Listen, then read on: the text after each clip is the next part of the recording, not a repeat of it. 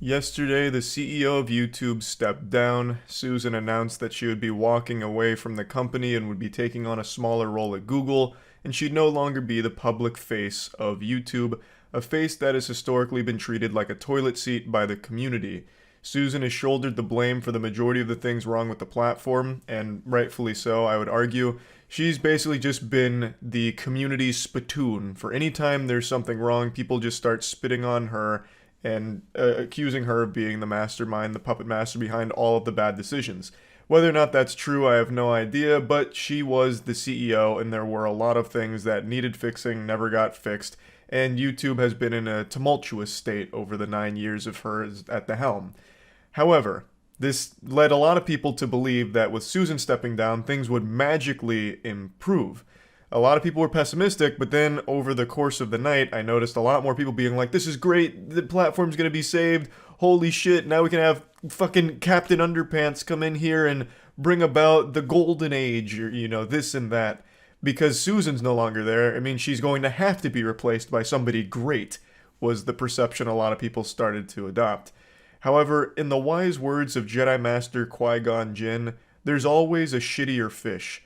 It was announced who the new CEO would be, and over the course of the night, people started to look into them. The new CEO is Neal Mohan, and Neal Mohan was previously the CPO of YouTube, the Chief Product Officer, and people found out that Neal Mohan was actually the one responsible for that huge push YouTube tried to make into the Web3 crypto NFT space. In 2022, this goofball proudly posted YouTube's most embarrassing update. It was a look at what's coming for the year, but what was really standing out to most people at the time was this ham-fisting of Web3, blockchain, and NFT shit. So Web3 opens up new opportunities for creators. We believe new technologies like blockchain and NFTs can allow creators to build deeper relationships with their fans. Spoken like a true asshole who owns two Bored Apes and thinks he's going to own the planet. Together, they'll be able to collaborate on new projects and make money in ways not previously possible. For example, giving a verifiable way for fans to own unique videos, photos, art, and even experiences from their favorite creators could be a compelling prospect for creators and their audiences. So basically, just trying his best to justify an inclusion of Web3 crypto NFT shit. I'm going to tell you right now, NFT is one of the yuckiest words in the human language right now. It is an acronym that elicits more pain than CBT, cock and ball torture. It's painful, and it's synonymous with scams. And this was during a time where NFT crypto scams were still rampant. It's not like this was before the huge wave of bad actors came in and ruined NFTs. No, NFTs have been a scam for quite some time, even during this time that Neal tried to push it to YouTube. So there was huge pushback, and I guess somewhere along the pipeline, some team decided to slap this idea down, because we got lucky enough to not have it come to YouTube. But now that NFT Neal's at the helm here, the one at the top of the food chain calling the shots, who's to say he won't dust off this little poop nugget here that's an absolutely atrocious idea? And maybe this time around there's not that rogue vigilante Batman to say, not on my watch, and decline the idea. He is like the leader now of YouTube. And it's a little concerning how hog wild he wanted to go with Web3 coming to the platform. So that is very, not great. And a lot of people are much more pessimistic now after learning about this. But it also gets even worse. As Chief Product Officer of YouTube, that means Neal would have also had a hand in removing dislikes. Now, I'm not putting this entirely on his shoulders. This was a decision made by a lot of people at the highest level of YouTube.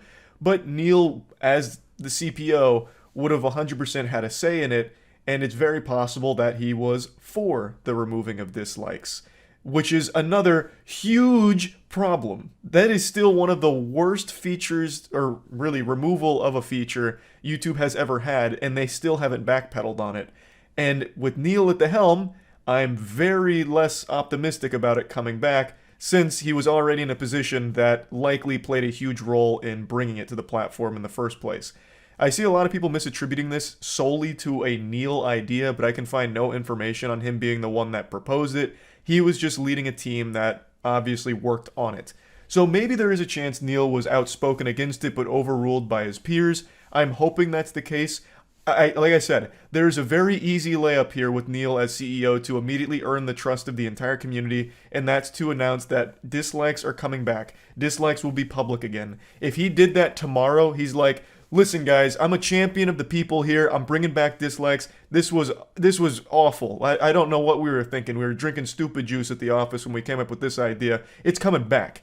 If he did that, everyone would immediately rally behind him and be like, oh my god, YouTube could possibly improve. He's going to listen to community feedback. This is great. But I'm not sold on that being in the realm of possibility ever. I'd like it to be, but after reading all of this about Neil, I'm starting to think he may have been a pretty important figure behind the scenes for some of the worst features that YouTube was toying around with. But again, this is speculation. He could come in and do an amazing job. And that's what I'm hoping for, but it is not a great start considering what he's publicly tried to bring to the platform in the way of fucking NFTs. Like that, the fact that he proudly posted about NFTs coming to YouTube and him wanting to be the one to spearhead the operation, that's just such a bad look off rip. Like that, you couldn't have started your reign as CEO in a worse way. It would have been better if his fucking nudes leaked. Like that's so much worse as being the guy trying to bring NFTs to the platform. Oh my god. But again, it remains to be seen. He could come in here and knock it out of the park, really fix up YouTube, really bring it to a better spot. Hopefully that'll be the case. I'm going to try not to focus too much on his past and instead look more at his future here as YouTube CEO. So yeah, anyway, just wanted to talk about this just a little bit. That's about it. So yeah.